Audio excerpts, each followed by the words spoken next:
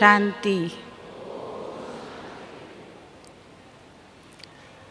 आज का विषय तो सभी ने सुना, ब्राह्मण जीवन का लक्ष्य। हम सभी ब्रह्मा मुख वंशावली ब्राह्मण यहाँ बैठे हैं। हम सभी ब्राह्मण बने, वो समय कौन सा है? संगम युग। इस संगम युग को वरदानी समय भी कहा जाता है, वरदानी युग भी कहा जाता है, क्योंकि इसी संगम युग पर स्वयं भाग्य विधाता वरदाता बाप भगवान स्वयं आकर के हम आत्माओं को अपना बच्चा बनाकर अर्थात ब्राह्मण बनाकर सर्व वरदानों से हमारी झोली भर देते हैं। सारे भंडारे हम आत्माओं के लिए खोल देते हैं। सारे खजानों की चाबी इस संगम युग पर ही हम बच्चों को बाबा दे देते हैं। अगर हम कहें कि सर्व प्राप्तियों को प्राप्त करने का युग अगर कोई है तो वो भी कौन सा युग है? संगम युग। यहाँ तक कि जो हम 0 कला बन गए थे, 0 से फिर से 16 कला संपूर्ण पवित्र बनने का युग भी यही संगम युग है। वर्तमान संगम युग पर ही बाबा का हमें वरदान है जो और किसी युग में प्राप्त नहीं। अभी तक तो हम जैसा कर्म करते वैसा उसका फल भोगते आए हैं। जितना करेंगे उतना हिसाब से हमको कर्म का फल मिलता आया है। लेकिन संगम युग वो युग है जहाँ पर हिसाब किताब नहीं है, लेकिन बाबा हमको एक कदम चलने पर या एक श्रेष्ठ कर्म करने पर कितनी मदद करता है? 1 का पदम गुणा। तो पदम गुणा प्राप्ति का समय युग वो भी संगम युग है। इस समय ही बाबा हमारे लिए स्वयं छत्र छाया बन जाते और वो ऐसी छत्र छाया होती जो माया के हर तूफानों से हमको बाबा सेफ कर देते। या ये कहें कि संगम युग पर बाबा हमको अपना लाडला बच्चा बनाकर गोदी में लेकर धरती पर पाँव भी नहीं रखने देते, लेकिन सदा ही खुशियों के झूले में, आनंद के झूले में, शांति प्रेम खुशी के झूले में सदा ही हमको झुलाते रहते। ऐसा सब कुछ प्राप्ति का समय, सदा खुशियों में झूलने का समय, अर्थात जिस आत्मा को संगम युग की ये सर्व प्राप्तियों से जिसका जीवन भरपूर होगा, थोड़ी कल्पना करके देखिए उसका जीवन कैसा होगा। सदा ही खुश। तो ब्राह्मण जीवन का जो लक्ष्य है वो है सदा बेहद की खुशी में रहना, अर्थात सदा आंतरिक खुशी बेहद की खुशी कौन सी होगी? आंतरिक खुशी, अविनाशी खुशी, रूहानी खुशी। सदा उस खुशी के अनुभव में रहना।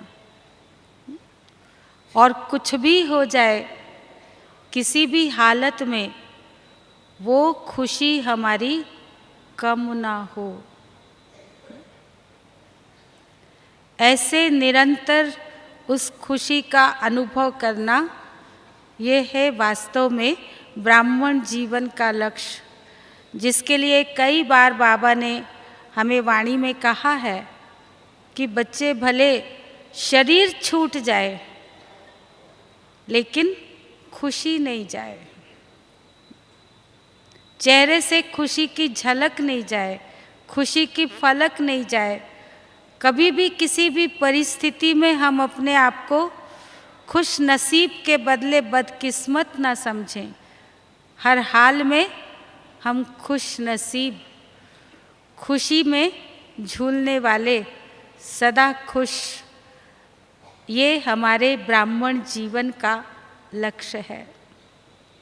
वैसे भी आप देखो, ब्राह्मण जीवन के जो 4 विषय हैं, ज्ञान, योग, धारणा और सेवा, तो जितना जितना आत्मा ज्ञान स्वरूप बनती जाती तो उसके जीवन में क्या आ जाता? खुशी। जितना जितना योग स्वरूप बनती जाएगी तो भी क्या आएगा? खुशी। जितना जितना गुणों और शक्तियों को धारण कर अपने जीवन को पवित्र बनाती जाती तो भी खुशी। और अगर चौथा सब्जेक्ट जो सेवा है, स्वयं सर्व प्राप्तियों से भरपूर होकर कई अनाथों को सनाथ बनाते, बाबा का परिचय देकर उनको उनके वर्षे के अधिकारी बनाते, उनके दुख अशांति को मिटाकर उनको खुशी, शक्ति, शांति, प्रेम, आनंद से उनकी झोली भरते, तो सबसे पहले उनको तो बाद में प्राप्ति होती, पहले किसको प्राप्ति होती? स्वयं को। बाबा कहते सेवा का प्रत्यक्ष फल, तुरंत फल क्या मिलता है? खुशी। तो चारों सब्जेक्ट का भी रिजल्ट क्या है? अगर हम ठीक रीति से चारों सब्जेक्ट पढ़ रहे हैं, पढ़ाई ठीक से पढ़ रहे हैं, क्योंकि आज बाबा ने कहा पढ़ाई सहज भी है और सस्ती भी है। लेकिन सस्ती है लेकिन कीमती बहुत है, क्योंकि बाबा हम बच्चों को कई बार कहते एक एक महावाक्य लाखों के बराबर है, क्योंकि ये रतन है। तो इतने रत्नों को जो धारण कर ले उसका जीवन कैसा बन जाएगा, कितना कीमती। तो इसलिए ज्ञान स्वरूप, योग स्वरूप, धारणा स्वरूप और सेवा जो करते उसका भी जो स्वरूप बनेंगे तो चारों सब्जेक्ट से हमारे जीवन में खुशी मिलती है। तो आज हमको ये चेक करना है कि हम ब्राह्मण तो कहलाते, ब्राह्मण तो बने हैं, लेकिन हमारा जीवन सचमुच में खुशी वाला है? और वो खुशी निरंतर रहती है, सदा रहती है, आंतरिक खुशी है, बेहद की खुशी है, अविनाशी खुशी है, या खुशी के बदले हमारा ब्राह्मण जीवन मूंज में तो नहीं जा रहा है? इतना श्रेष्ठ जीवन कहीं वो कन्फ्यूज़न में तो नहीं गुजर रहा है? कई बार हम अपने आप में ही कन्फ्यूज़ होते रहते। बन तो गए बाबा के, भगवान को भी मान लिया, पहचान लिया, लेकिन कई बार दूसरों की बातें सुनते, पुराने जिन्होंने ज्ञान छोड़ दिया उनका अनुभव सुनते, उनकी बातों को सुन करके कभी कभी मन मूंझ जाता है कि कहीं हम राइट मार्ग पर जा रहे या रॉन्ग साइड जा रहे, कन्फ्यूज़न हो जाता है, संशय आने लगता है, सचमुच में भगवान पढ़ाता है या क्या है, कुछ समझ में नहीं आ रहा है, मूंझ हो जाती। और कभी कभी मूंझ के बदले हमारे जीवन को हम किस तरह का पाते, उलझन वाला। तो ब्राह्मण जीवन जो खुशियों वाला है, खुशी के बदले मूंझ वाला या उलझन वाला तो नहीं अनुभव होता। उलझन किसको कहेंगे? उलझन में क्या स्थिति होती है? या तो कोई समस्या, परिस्थिति हमको उलझन में डाल देती है, या कोई बात किसी की ऐसी मन में लग गई है, कोई दुविधा मन में आ गई है, कहीं कोई परिस्थिति में हमको किसी ने धोखा दे दिया, कुछ भी परिस्थिति निर्मित हो गई, तो कई प्रकार के प्रश्न, ऐसा क्यों हुआ, कैसे हुआ, होना नहीं चाहिए, ऐसा क्यों कर दिया, अनेक प्रकार के प्रश्नों का जाल हमको उलझा देता है। अर्थात व्यर्थ संकल्प हमारे चलते रहते हैं, और इतना चलते कई बार तो हम उस पर कंट्रोल ही नहीं कर पाते, और उस व्यर्थ संकल्पों के जाल में हम उलझते जाते खुद ही परेशान हो जाते। जैसे मकड़ी जाला खुद ही बुनती और उसमें फंसती चली जाती है। कभी कभी हम भी अपने आप को ब्राह्मण होने के बावजूद भी कहीं न कहीं उलझा देते हैं, और वो उलझन भरा जीवन फिर धीरे धीरे बोझ लगने लगता है, उसमें दुख की अनुभूति होने लगती है, परेशानी अनुभव होने लगती। कभी कभी ऐसा लगता है कि इस जीवन को छोड़ के, इससे तो हम पहले वाले जीवन में ही अच्छे थे। तो उलझन वाली जीवन जी रहे हैं, मूंझ वाली जीवन जी रहे हैं, या ब्राह्मण जीवन हमारा खुशी का जीवन है, ये अपनी चेकिंग हमको करनी है। अगर खुशी नहीं है तो उसका कारण क्या है? कई बार बाबा कहते पवित्रता ही सुख शांति की जननी है। तो खुशी कम है, इसका मतलब कहीं न कहीं हमारे संकल्प में, बोल में, कर्म में अपवित्रता है। जब अपवित्रता की बात हम करते हैं तो हम सोचते 5 विकार, 5 विकारों के वश या अन्य छोटे छोटे विकारों के वश जो हमारे संकल्प, बोल, कर्म होते हैं, वही अपवित्रता है। पर बाबा ने एक वाणी में कहा कि अपवित्रता सिर्फ 5 विकारों को नहीं कहा जाता, परंतु अयथार्थ, व्यर्थ और साधारण संकल्प, बोल और कर्म भी अपवित्रता है। क्या क्या? अयथार्थ, व्यर्थ और साधारण संकल्प, बोल और कर्म भी अपवित्रता है। अब अयथार्थ माना क्या? यथार्थ किसको कहेंगे? यथार्थ संकल्प, बोल कौन से? जो बाबा की श्रीमत के अनुसार हो, या जैसे बाबा कहते अपने को आत्मा समझकर, विकारों से परे होकर, बाबा की याद में रहकर, अन्य के प्रति शुभ भावना शुभकामना रख कर के जो भी हम संकल्प बोल कर्म करेंगे वो यथार्थ है, श्रेष्ठ है, समर्थ है। नहीं तो अगर अयथार्थ है, जो नहीं बोलना चाहिए वो हमने बोल दिया, जो नहीं सोचना चाहिए हमने सोच लिया मन में, सोचते इसका क्या हुआ, सोच ही तो रहे ना, किसको थोड़ी पता है, इसका कोई पाप थोड़ी लगता है। कोई ऐसा कर्म हमने कर लिया अयथार्थ जो नहीं करना चाहिए, या कोई व्यर्थ संकल्प बोल कर्म किए, साधारण संकल्प बोल कर्म किए। हम सोचते इससे थोड़ी ना कुछ, व्यर्थ को भी कभी हम अपवित्र नहीं मानते, साधारण को भी अपवित्रता नहीं मानते, तो अयथार्थ की तो बात ही बुद्धि में नहीं आती।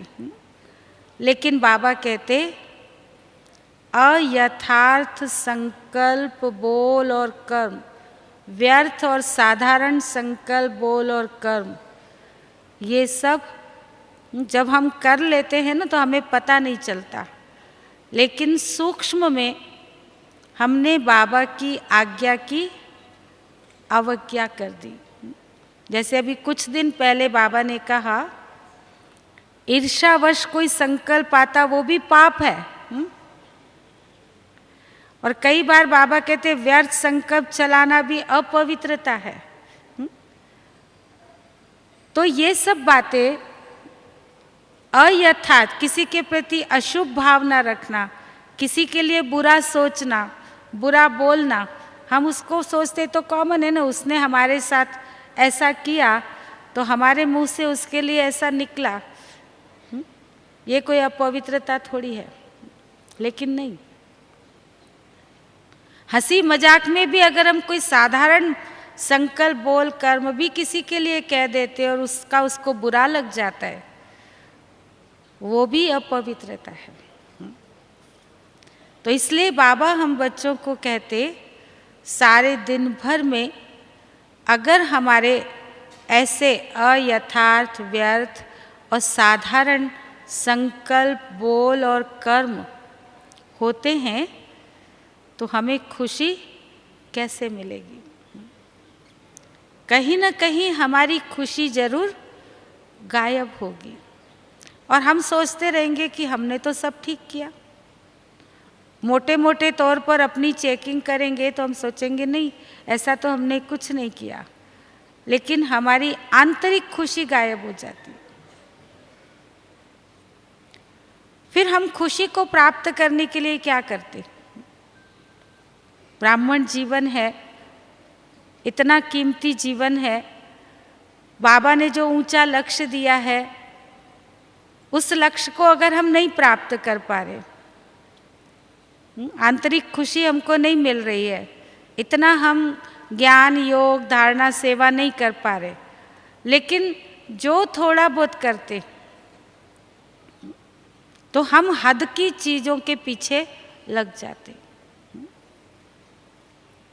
या तो हद के साधनों में बुद्धि लगाते, स्थूल साधन, चाहे घर में चाहे सेंटर पर, स्थूल साधनों को प्राप्त करने में, और वो साधन मिल गया खुश हो जाते, ये साधन मिल गया खुशी मिल गई, थोड़े समय के लिए खुशी मिल गई, हद की प्राप्ति कोई हो गई, कुछ हम प्राप्त करना चाहते, कुछ प्राप्तियां चाहते हैं जीवन में, थोड़े समय के लिए वो हो गई, खुश हो जाते।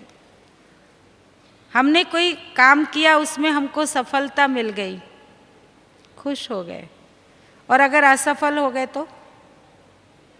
या जो मेरी प्राप्ति की इच्छा थी वो मेरे को नहीं मिली तो हद की प्राप्ति, हद के साधन, हद की इच्छाएं, सफलता, ये सबको हमने अपने जीवन में खुशी का आधार बना लिया। ब्राह्मण जीवन में बाहर वाले तो करते ही हैं, लौकिक दुनिया वाले तो, लेकिन ब्राह्मण बनने के बाद भी आज क्या है? आज छोटी छोटी चीज़ें, अगर किसी के पास मोबाइल नहीं है तो भी उसको दुख है।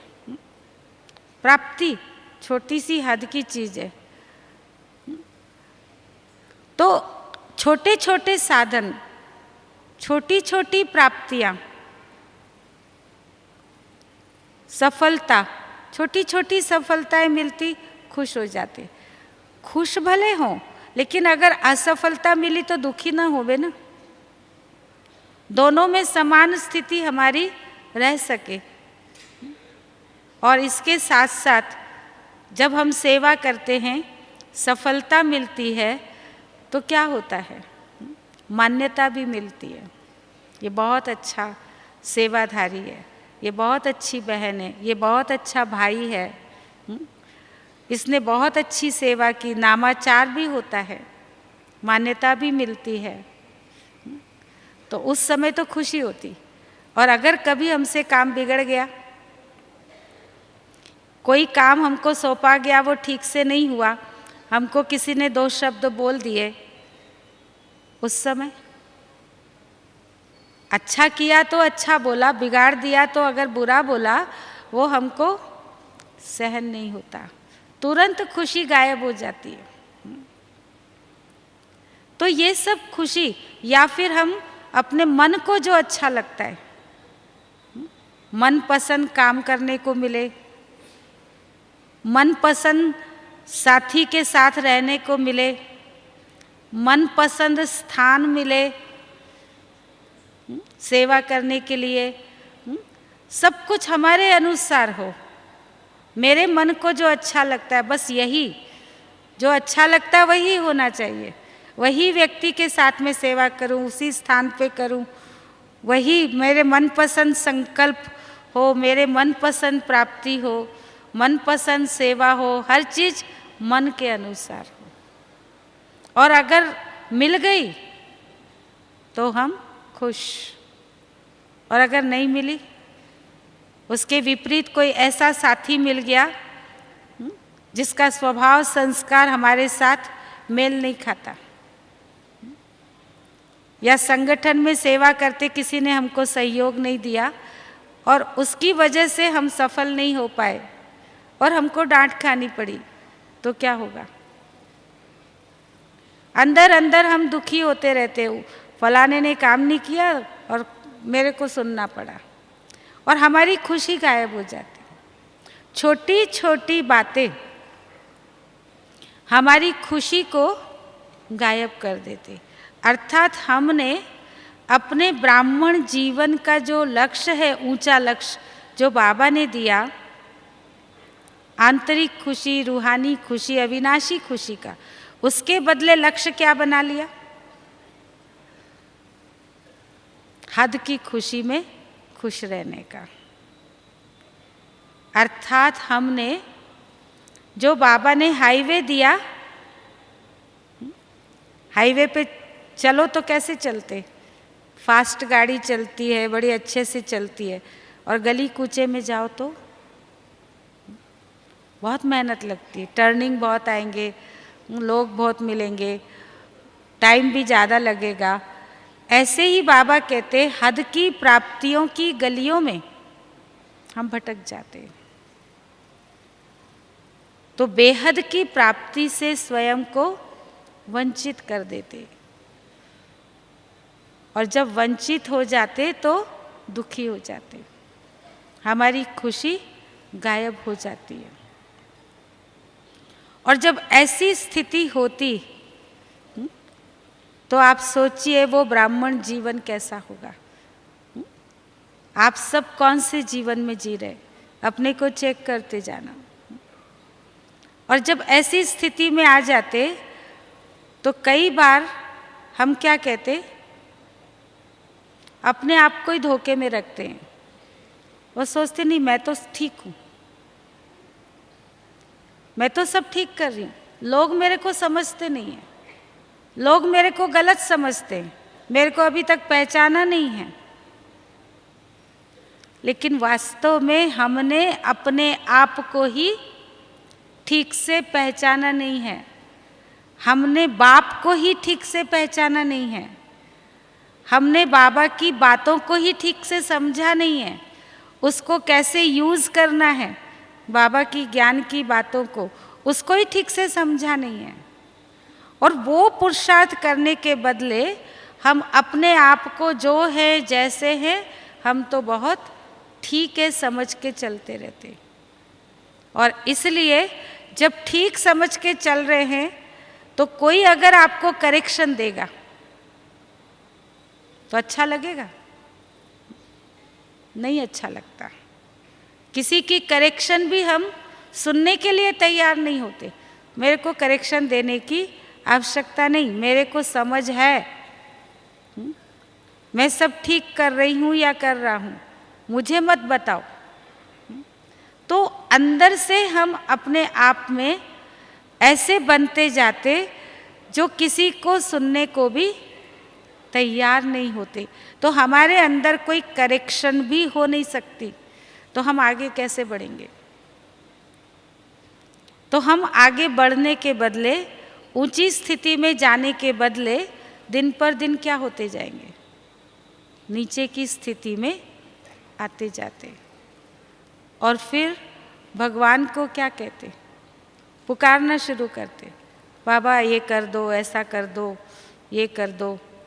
लेकिन बाबा कहते आप बच्चों को मांगना चाहिए या नहीं? भगवान हमारा सब कुछ बन गया, फिर भी हम उससे मांगे, शोभा देता है हमको? हम भगवान के बच्चे हैं। तो बाबा कहते कई बार हम ऐसे नहीं मांगते, लेकिन बहुत ही रॉयल रूप से मांगते। रॉयल रूप से कैसे मांगते बाबा से? रॉयल रूप से कैसे मांगते? कहते बाबा ये तो आपका ही काम है ना, आप तो करोगे ही ना। तो बाबा कई बार कहते भगवान को हम क्या बना देते? इंसान किसको कहते? जो कहने से करे, कहने से करे, और जो कहने से भी नहीं करे वो असुर। और भगवान जो स्वयं ही बच्चों के लिए सब कुछ करता है, उसको भी हम कह करके याद दिलाते तो क्या बना देते? हमारे जैसा साधारण इंसान बना देते। तो बाबा कहते आप बच्चों को रॉयल रूप में भी भगवान से कुछ भी मांगना नहीं है, अंश मात्र भी नहीं होना चाहिए मांगने का। कई बार बाबा कहते मांगने से मरना भला। वो तो सर्वशक्तिवान अभी आकर के सब कुछ हमको लुटा रहा है। हम अपना संबंध जोड़ करके जितना लेना चाहें, जो लेना चाहें, जितनी बड़ी झोली भरना चाहें बुद्धि की, उतना हम खजाने से अपनी झोली को भर सकते हैं। लेकिन हम समझ नहीं पाते, और फिर नहीं समझने के कारण अपनी झोली खाली करते जाते। जितनी भरती उसको भी व्यर्थ बातों में उलझाकर खाली करते जाते। और फिर कई बार तो ऐसा करते करते बहुत कड़ी भूल भी हमसे हो जाती। समझ नहीं आता ना, कन्फ्यूज़न में रहते या उलझन में रहते, ठीक से जजमेंट नहीं कर पाते राइट रॉन्ग का, यथार्थ क्या है अयथार्थ क्या है, उस समय ठीक से डिसीजन नहीं ले पाते। तो कई बार हमसे बहुत कड़ी भूल भी हो जाती। लेकिन ऐसी भूल को भी इस संगम युग पर भगवान क्या करता? रहम दिल है ना। बाबा मुरली में क्या कहते? फिर भी बाबा को सच सच बता दो, माफ़ी मांग लो। तो किस तरह की माफ़ी से बाबा माफ़ कर देगा? किस तरह की माफ़ी से बाबा माफ़ कर देगा? बाबा हम बच्चों को कहते कई बार हम किस तरह से माफ़ी मांगते, ऊपरी तौर पर कोई कड़ी भूल हो गई, कोई गलती हो गई, हम पकड़ा गए, सबको पता चल गया, अब सामने सब बातें हो रही है, वातावरण बन रहा है, अपने आप को छुड़ाने के लिए या अपने आप को बचाने के लिए उस समय हम क्या कह देते, सॉरी। ऊपर से कह दिया सॉरी, मुझे माफ़ कर दो, पर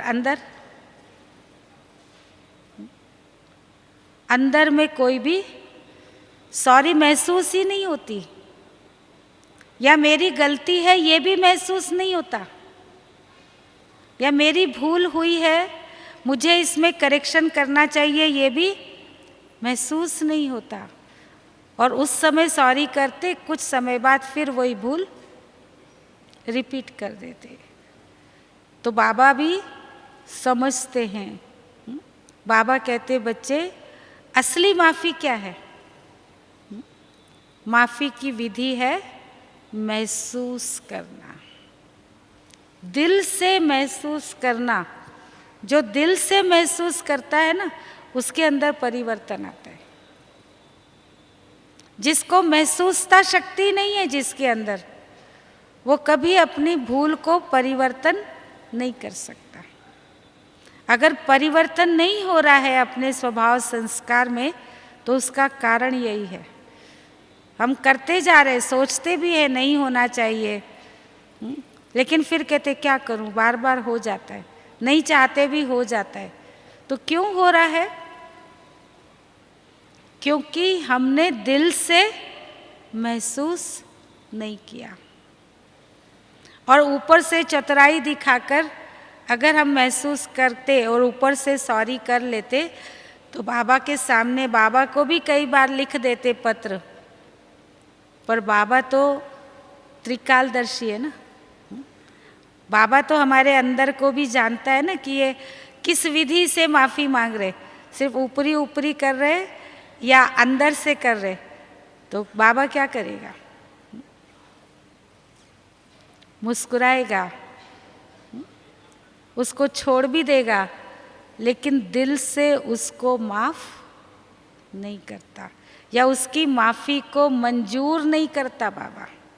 भले वो माफ़ी मांग रहा है चलाने के लिए, बड़ों को समझाने के लिए, लेकिन उस माफ़ी को भगवान कभी भी मंजूर नहीं करता। मंजूर कब होगी? जब दिल से महसूस करके, सॉरी करके उसको हमेशा हमेशा के लिए परिवर्तन कर देते। इसलिए बाबा कहते मैं भले भोला हूँ, समझता भी हूँ, बच्चे मुझे चला रहे हैं भोलानाथ समझकर, लेकिन मैं जानते समझते हुए भी अनजान बन जाता हूँ। अगर बाबा चाहे तो क्या कर सकता है? अगर बाबा चाहे तो क्या कर सकता है? एक एक की गलती को अनाउंस करके बता सकता है, उसके पास सब रिकॉर्ड है। लेकिन वो ऐसा नहीं करता, अनजान बन जाता है, देखते हुए भी नहीं देखता है। पर हम देख रहे हैं, समझ रहे हैं, फिर भी करते जाते।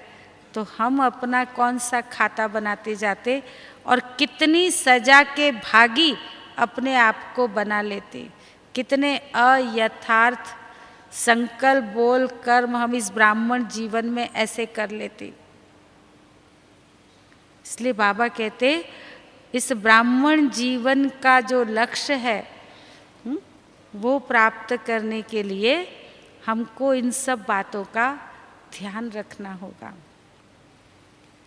फिर हम जो सेवा भी करते, भले हमने बहुत बड़े से बड़ा, बहुत अच्छी सेवा की, बहुत बड़ा काम किया, लेकिन उस सेवा के बाद, बड़े से बड़े काम को करने के बाद, अगर मेरी खुशी, बेहद की स्थिति, बेहद की खुशी से मैं नीचे आ जाती हूँ, तो मेरी वो सेवा सच्ची सेवा कहलाएगी। सेवा की मैंने, यूं तो बहुत दिल से की, बड़े से बड़ा काम मैंने असंभव से असंभव काम करके दे दिया, लेकिन सेवा करने के बाद मेरी स्थिति खराब हो गई, मेरी खुशी गायब हो गई, कुछ छोटा मोटा कारण बन गया। मैं उस बेहद की खुशी की स्थिति से नीचे आ गई, हद की प्राप्ति के कारण या हद की किसी बात के कारण, हद के किसी कारण की वजह से मैंने अपनी वो सेवा से मैं डिस्टर्ब हो गई। तो उस सेवा को बाबा क्या कहते? सच्ची सेवा।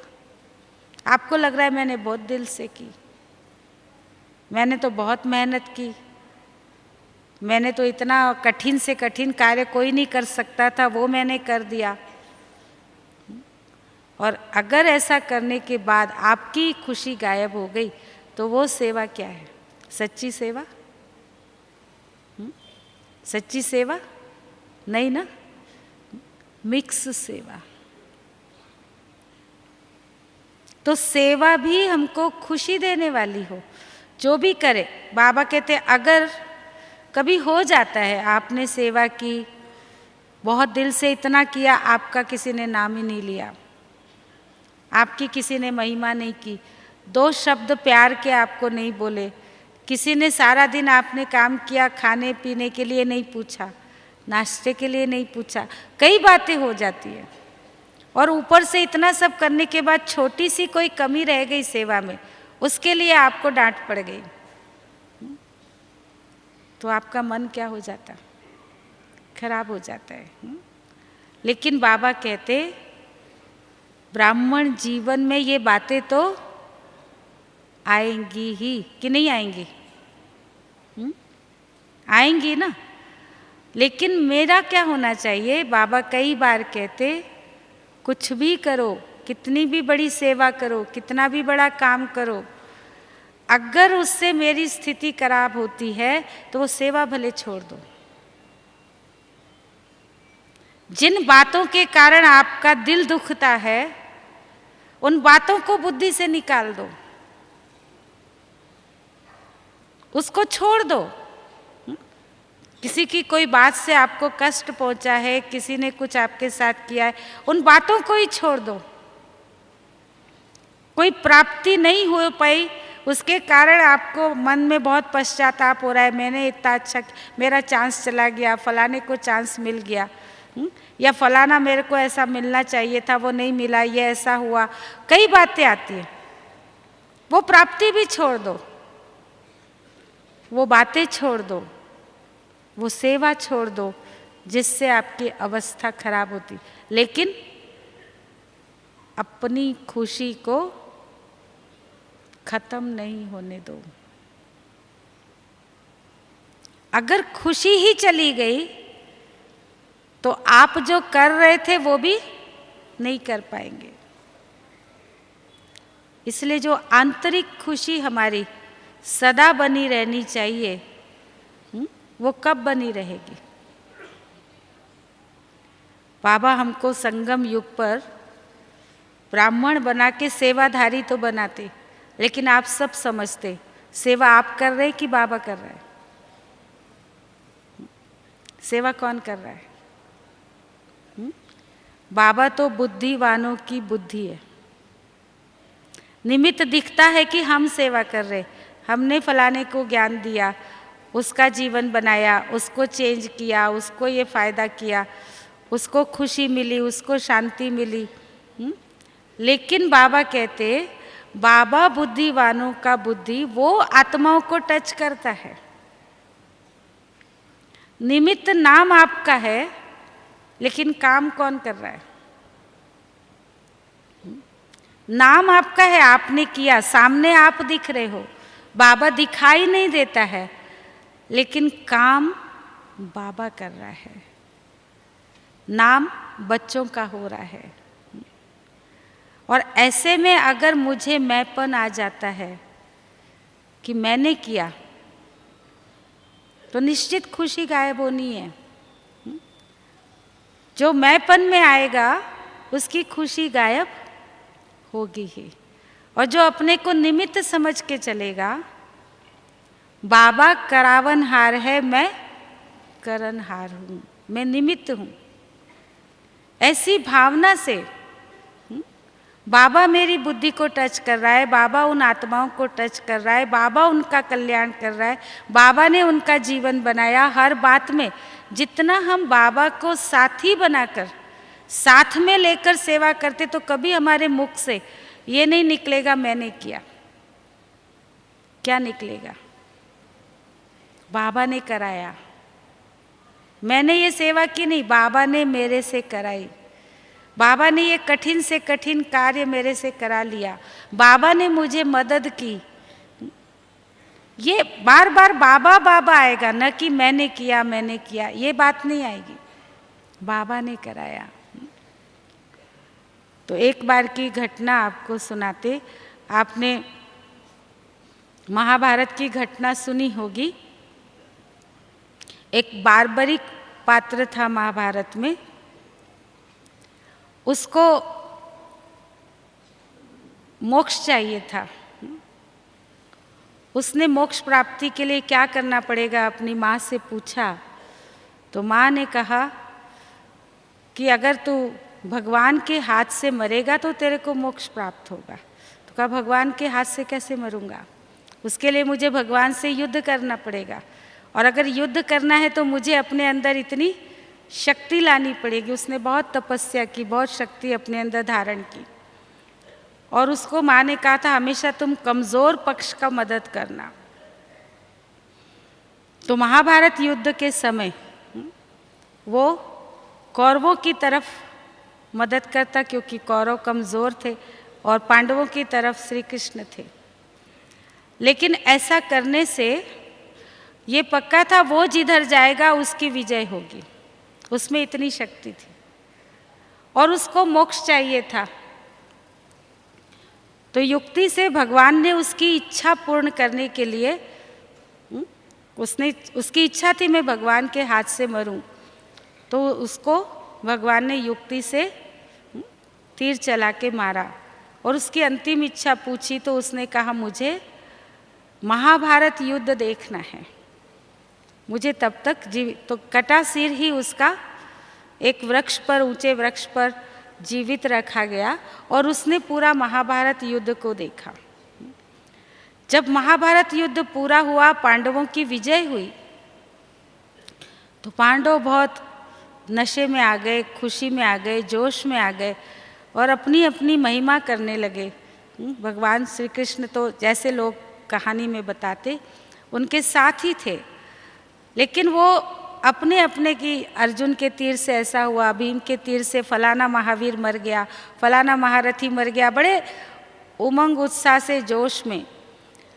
तो श्री कृष्ण भगवान को ऐसा लगा उस कथा के अनुसार कि इनको अपना नशा चढ़ गया है।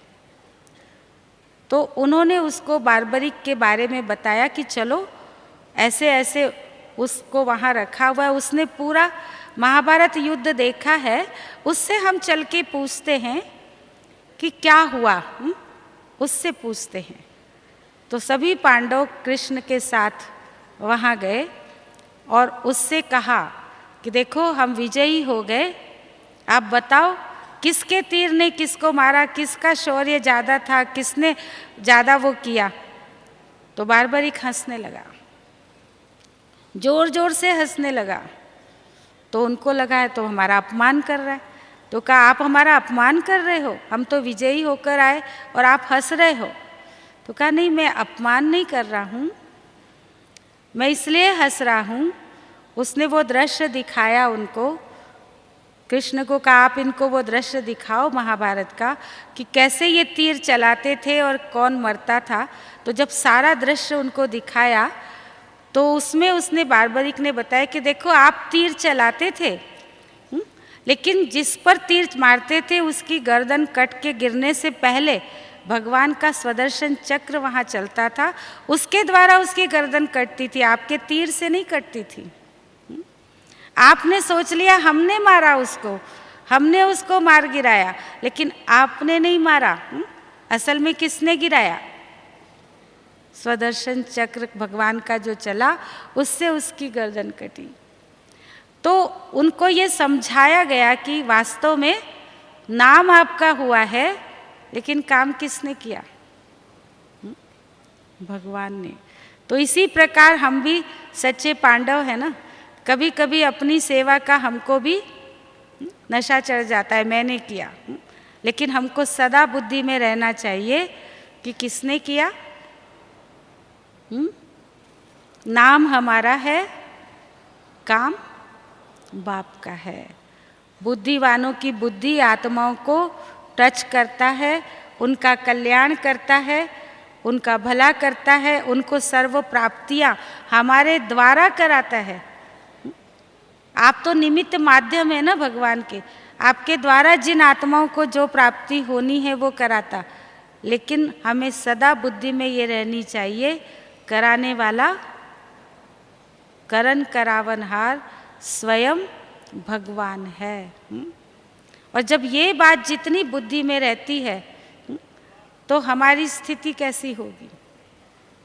सब कुछ करते हम सदा हल्के और हर हाल में सदा खुश। कुछ भी हो जाए, अंदर से हमारी खुशी कभी भी गायब नहीं होगी। इसीलिए पांडवों का कौन सा गायन है? जब सारा युद्ध हो गया तो पांडव कहाँ गए? पहाड़ों पर जाकर गल गए, गल मरे। तो कब मरना है वो, कब गलना है? अभी जब हम ब्राह्मण या पांडव अपने देह अभिमान से, अपने स्वभाव संस्कार से, अपनी बुराइयों से अपने आप को गला देंगे, और तब हमारी स्थिति कितनी ऊंची बन जाएगी।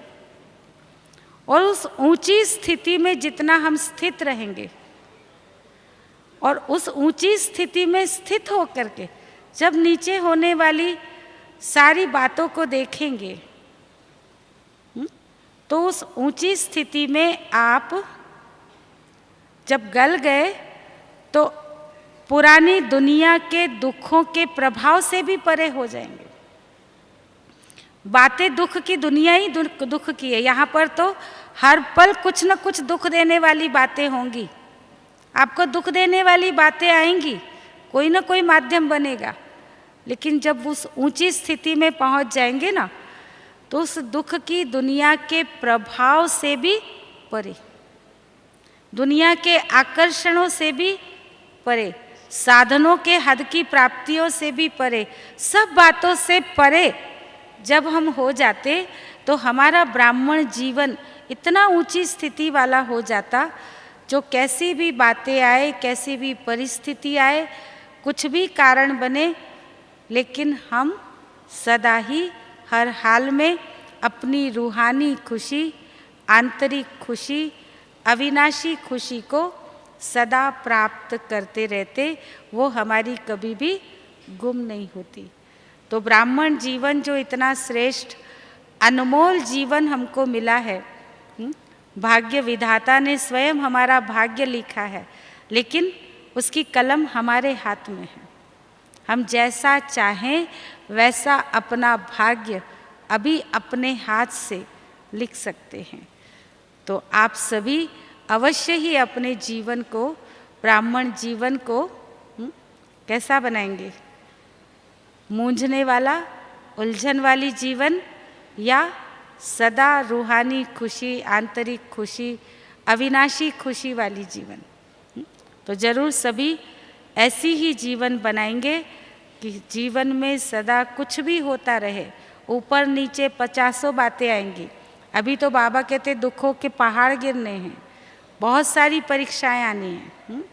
ब्राह्मणों के साथ संस्कार का टकराव होना है। पेपर सबसे बड़े ब्राह्मणों का है, शरीर का पेपर भी आना है, लेकिन सारे पेपर में शारीरिक, आर्थिक, मानसिक, पारिवारिक, सामाजिक, ब्राह्मणों से, भूत प्रेत से, जो भी जितने भी प्राकृतिक, हर प्रकार के जो भी पेपर आने हैं, उन सब पेपर के प्रभाव से परे रहने के लिए हमको अपने चारों सब्जेक्ट में परफेक्ट बनना होगा। जितना जितना हम उसका स्वरूप बनते जाते उतना ही हम परफेक्शन को प्राप्त होकर सदा हर गुण, शक्ति, खुशी, शांति, आनंद सबसे भरपूर होंगे। तो ये ब्राह्मण जीवन हमको क्यों बाबा कहता कि सतयुग से भी ज़्यादा अच्छा डायमंड युग है ये। सतयुग तो फिर भी गोल्डन युग है, लेकिन संगम युग डायमंड युग है, हीरे तुल्य जीवन है। तो इस हीरे तुल्य जीवन को सचमुच हम हमारी आत्मा को इतना हीरे जैसा चमकीला प्योर बनाएं तो खुशी हमारी सदा ही हमारी अपनी चीज़ हो जाएगी, किसी से न मांगनी पड़ेगी, बल्कि हम औरों को खुशी बांटते रहेंगे। ओम शांति।